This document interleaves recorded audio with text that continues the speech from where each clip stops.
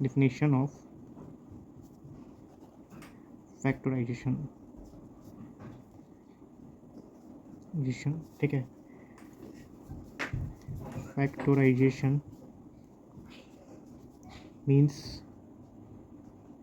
expressing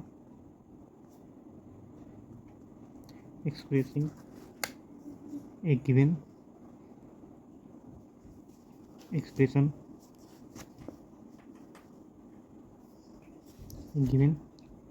expression as a product of its factor।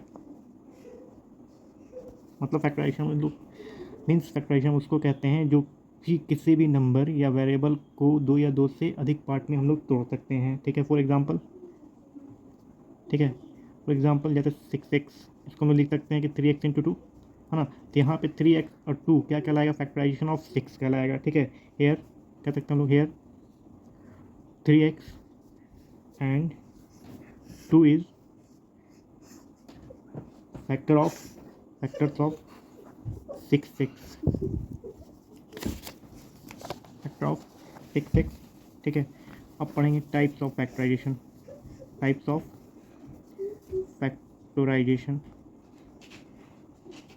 ठीक है।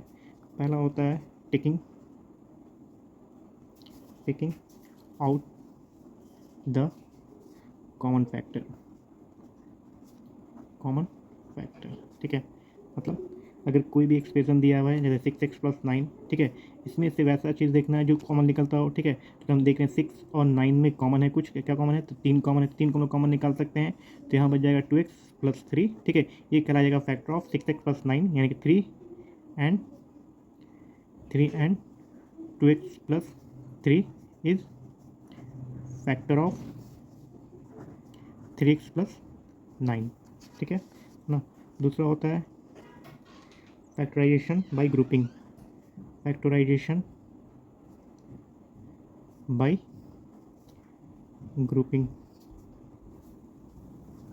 ठीक है। जैसे मान लो यहाँ पे ax plus ay plus bx plus by है, तो यहाँ पे हम ग्रुप बनाएंगे a और b का। तो जैसे मान लो कि ax और bx को एक साथ कर लें और ay और by को एक साथ कर लें, तो यहाँ से हम कुछ कॉमन निकाल सकते हैं। क्या कॉमन निकाल सकते हैं यहाँ से हम x कॉमन निकाल सकते हैं, तो a प्लस बी बचेगा।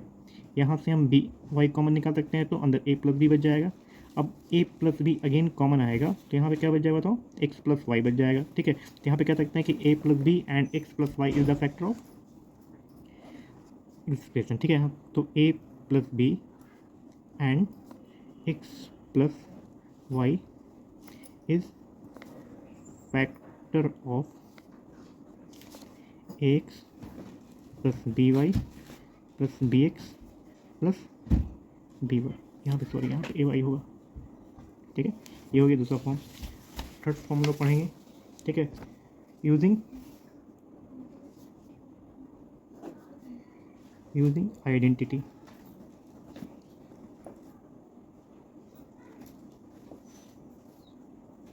ठीक है। इसमें यूजिंग आइडेंटिटी मतलब कितने फॉर्मूला के बारे में पढ़ेंगे। जैसे हम मान लो कि a स्क्वायर बी स्क्वायर, इसको हम लोग तोड़ सकते हैं किसमें, a plus b, a minus b, इन दोनों को फिर आपस में मल्टीप्लाई करें तो हमको क्या मिलेगा, a square plus b square मिलेगा।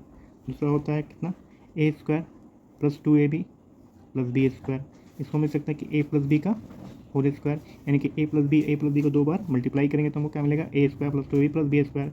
फिर होता है कि a square minus 2ab plus b square, इसको हम मल्टीप्लाई करेंगे तो कितना होता है, a माइनस बी का होल स्क्वायर, यानी a माइनस बी और a माइनस बी को 2 बार मल्टीप्लाई करेंगे तो क्या मिलेगा, a माइनस बी का होल स्क्वायर मिलेगा, ठीक है।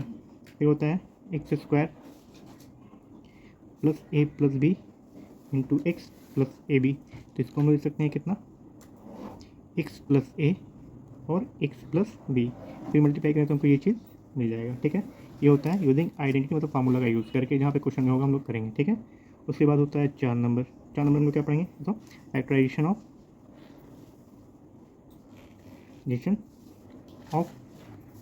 क्वाड्रेटिक इक्वेशन का मतलब होता है कि वैसा इक्वेशन जिसमें मैक्सिमम पावर कितना हो, 2 हो, मतलब कि 2 हो, मतलब कि इसका डिग्री कितना हो, 2 हो, उसको हम लोग बोलते हैं क्वाड्रेटिक इक्वेशन, ठीक है। इसका जनरल फॉर्म कितना होता है, तो जनरल फॉर्म होता है कितना बताओ, a x square plus b x plus c बराबर 0, जहाँ पे x square not equal to 0, ठीक है। कभी भी एक्स स्क्वायर 0 नहीं होगा, अगर एक्स स्क्वायर 0 हो जाएगा तो क्वाड्रेटिक इक्वेशन नहीं कहलाएगा, ठीक है ना। तो क्वाड्रेटिक इक्वेशन मतलब होता है कि वैसा इक्वेशन जहाँ पे डिग्री कितना हो, 2 हो, और मैक्सिमम पावर ही 2 हो, तो उसको हम लोग बोलेंगे क्वाड्रेटिक इक्वेशन, ठीक है। इसको हम लोग कैसे तोड़ते हैं, तो इसका एक फॉर्म टर्म होता है, जैसे मान लो कि x square plus 7x plus 10, ठीक है। इसमें मेनली हम लोग मिडिल टर्म को स्प्लिट करते हैं, मतलब मिडिल टर्म को तोड़ते हैं। तो इसको तोड़ने का तरीका क्या है, तो यहाँ पे तोड़ने का तरीका है, तो 7 को ऐसा तोड़ेंगे, है ना। यहाँ पे जैसे मान लो कि यहाँ पे ए होता है, ठीक है, यहाँ पे बी होता है, यहाँ पे सी होता है, तो यहाँ पे ए का मान कितना हो गया, 1 हो गया, यानी एक्स स्क्वायर का कोफिशिएंट। यहाँ पे बी का मान कितना हो गया, 7 हो गया, ठीक है, यानी एक्स का कोफिशिएंट।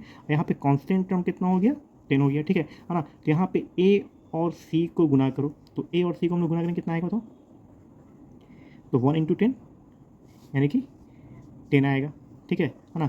अब यहाँ पे बी मतलब 7 को ऐसा तोड़ो कि को जोड़ें या घटाएं, कोई भी दो नंबर को जोड़ें या घटाएं, तो जोड़ने घटाने पे कितना आना चाहिए, 7 आना चाहिए, और उसी दो नंबर को जब गुना करें तो 10 आना चाहिए। तो हम 7 को लिख सकते हैं कितना, 5 + 2 6 + 1, और ये हो सकता है 8 - 1, बहुत हो सकता है 9 - 2, ठीक है। तो यहाँ पे हम देख रहे हैं कि 6 को 1 में जोड़ेंगे तो 7 तो आएगा, लेकिन 6 को 1 से गुना करेंगे तो 10 आएगा, नहीं आएगा। 8 में 1 घटाएंगे तो 7 तो आएगा, लेकिन गुना करने पे नहीं आएगा। 9 में 2 घटाएंगे तो 7 तो आएगा, लेकिन 9 को 2 से गुना करेंगे तो 10 नहीं आएगा। तो ये तीनों नॉट पॉसिबल हो जाएगा। 10 का हो गया नॉट पॉसिबल हो गया, यानी कि 5 को 2 से कर सकते हैं हम, ठीक है। अगर 5 में 2 जोड़ें तो हमको 7 आएगा, ठीक है, और 5 को अगर 2 से मल्टीप्लाई कर दें तो हमको 10 मिल जाएगा, ठीक है। तो यहाँ पे हम 7 को स्प्लिट कर सकते हैं, कैसे मिल गया हमको, तो मेरा जो था equation x square plus 7x plus 10 बराबर 0 था, ठीक है ना। तो यहाँ पे एक्स स्क्वायर तो ऐसे ही रहेगा, मिडिल टर्म को स्प्लिट करना है, मतलब हम 7x को तोड़ देंगे किसमें, 5x प्लस 2x और प्लस 10 वैसा ही रहेगा बराबर 0, ठीक है। तो अब हो गया, ठीक है। अब यहाँ पे दो टर्म का पेयर बनाएंगे, ठीक है। पहले यहाँ पे इन दोनों का, फिर यहाँ पे इन दोनों का। अब यहाँ से कुछ कॉमन आ रहा है, यहाँ तो x है, यहाँ भी x है, तो x कॉमन निकालेंगे तो x + 5, ठीक है। फिर प्लस यहाँ भी 2 है और 10 में भी 2 छुपा हुआ है, तो 2 कॉमन निकालेंगे तो x प्लस कितना आ जाएगा, 5 आएगा बराबर 0, ठीक है। तो अब x + 5 कॉमन आ गया, ताकि दोनों जगह है, ठीक है। फिर यहाँ पे कितना बचेगा, x + 2 बच जाएगा, ठीक है। तो यहाँ पे कह सकते हैं कि x + 5 और x + 2 is a factor of x square plus 7x plus 10, ठीक है। तो कह सकते हैं कि x + 5 x + 2 is factor of x square plus 7x plus 5, ठीक है। यहाँ पे हम लोग कह सकते हैं, ठीक है ना, कि x + 5 x + 2 is a factor of 7x x square plus 7x plus 5, ठीक है। अब यहाँ पे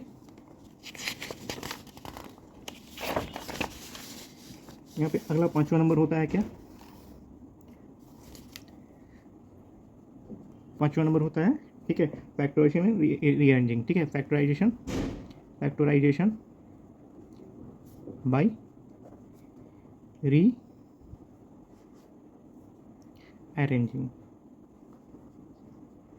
टर्म्स, ठीक है। फैक्टराइजेशन बाय रीअरेंजिंग टर्म्स, ठीक है। इसमें क्या होता है, इसमें कोई इक्वेशन दिया रहेगा, मान लो कि दिया हुआ है कितना, 3x + 2 + x स्क्वायर। तो अभी अरेंज नहीं है, इसको हम अरेंज करेंगे तो बढ़ते हुए क्रम में यहाँ, है ना। तो बढ़ते हुए क्रम मतलब हो गया, सबसे पहले एक्स स्क्वायर को लिखेंगे, उसके बाद 3x को लिखेंगे, यहाँ पे फिर +2 को लिखेंगे, ठीक है। फिर यहाँ पे वही करेंगे, मिडिल टर्म को स्प्लिट करेंगे। तो मिडिल टर्म को स्प्लिट करेंगे मतलब 3 को ऐसा तोड़ें कि जोड़ने या घटाने पे 3 आ जाए और गुना करने पे कितना आ जाए, 2 आ जाए, ठीक है। तो बहुत सारे हम जोड़ सकते हैं, ठीक है, जैसे 2 + 1 भी कर सकते हैं हम, है ना। 4 - 1 भी कर सकते हैं हम, ठीक है। लेकिन 4 - 1 करेंगे तो 3 तो आएगा, लेकिन 4 को 1 से गुना करेंगे 2 आएगा, नहीं आएगा, ठीक है। लेकिन 2 + 1 करेंगे तो 3 तो आएगा, लेकिन 2 को 1 से गुना करेंगे तो मेरा 2 भी आ जाएगा, ठीक है। यानी हम कर सकते हैं कितना, कि एक्स स्क्वायर प्लस 2x और प्लस 1x नहीं लिखें हम, खाली x लिखेंगे, क्योंकि 1 को किसी भी संख्या के साथ गुना करें तो कितना आता है, वही संख्या आता है, ठीक है। अब यहाँ पे फिर 2 का पेयर बनाएंगे, ठीक है। 2 का पेयर बनाए तो यहाँ x कॉमन निकाला तो x + 2 बचेगा। यहाँ पे से +1 दोनों जगह है कोफिशिएंट, x का भी कोफिशिएंट कितना है 1, इसका भी कोफिशिएंट कितना है 1, तो x + 1 कॉमन, एक कॉमन निकाला तो x + 2 बचा। अब यहाँ से x + 2 और x + 1 आ गया, ठीक है। तो हम कह सकते हैं यहाँ पे कि x + 2 and x + 1 is factor of 3x square plus x square plus 3x plus 2, ठीक है। तो हम कह सकते हैं कि factor of x square plus 3x plus 2। कोई दिक्कत यहाँ तक, चलो।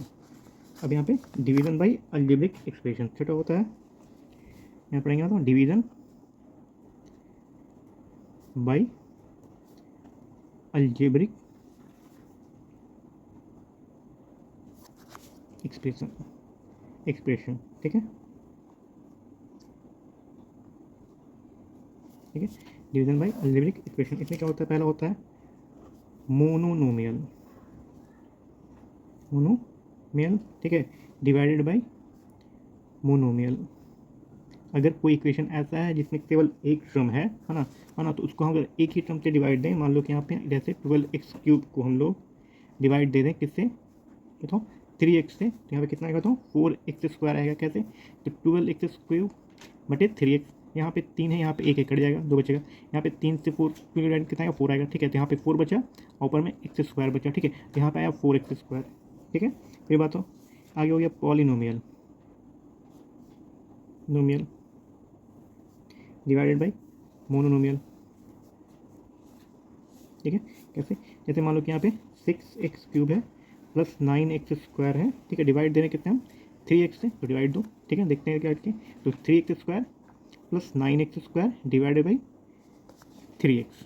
ठीक है ना, अब यहाँ पे कुछ कॉमन आ रहा है, यहाँ पे 3 है, यहाँ भी 3 है, यहाँ पे x² है, यहाँ भी x² है, तो 3 और x² कॉमन आ जाएगा, तो यहाँ पे 3 निकालेंगे तो यहाँ 2 बच जाएगा।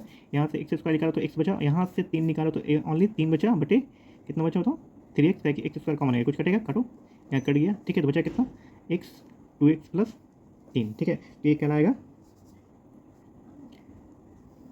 प्लस 3x पूरा करेंगे। ठीक है ना, तो पॉलिनोमियल को मोनोमियल से डिवाइड कैसे देंगे, ये तरीका। ठीक है, उसके बाद होता है पॉलिनोमियल डिवाइड बाई पॉलिनोमियल। ठीक है, पॉलिनोमियल डिवाइड बाई पॉलिनोमियल, इसमें हम लोग use long division method, long division method का यूज़ करते हैं। ठीक है ना, इसको हम लोग और क्लास में पढ़ेंगे, नेक्स्ट क्लास। एक थोड़ा लंबा मेथड है। ठीक है, इसके बारे में डिटेल से पढ़ेंगे। इसमें यहाँ पे कुछ की पॉइंट होता है, की पॉइंट को क्या होता है उसका नोट कर लें। पहला होता है की पॉइंट, ठीक है, तो की पॉइंट पहले क्या होता है, check check check for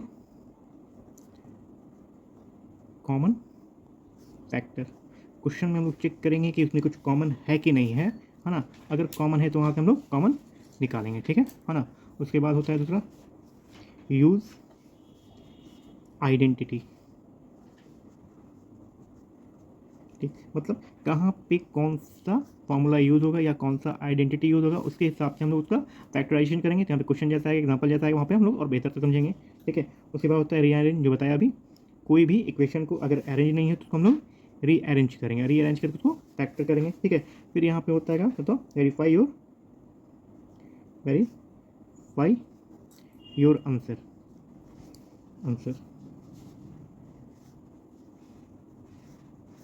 bye division. अगर कोई भी इक्वेशन जो भी वेरिएबल में दिया हो, x वेरिएबल में दिया हो, y वेरिएबल में दिया हो, ठीक है, तो वहाँ पे जो भी x और y का मान आएगा वहाँ पे फिर से इक्वेशन में पुट, वहाँ पे हम आंसर में पुट करेंगे और देखेंगे कि मेरा वो इक्वेशन आ रहा है कि नहीं, तो उससे मेरा वेरीफाई हो जाएगा। अगर आ रहा है तो मेरा आंसर सही है, नहीं आ रहा मेरा आंसर गलत है। ठीक है ना, अब इसके आगे अगले क्लास में पढ़ेंगे एक्सरसाइज 14.1, 14.2, 14.3 और 14.4, मतलब अलग अलग डिवीजन थे। ठीक है ना, ठीक है, आज भी इतना ही। ओके, अगला क्लास नेक्स्ट होगा।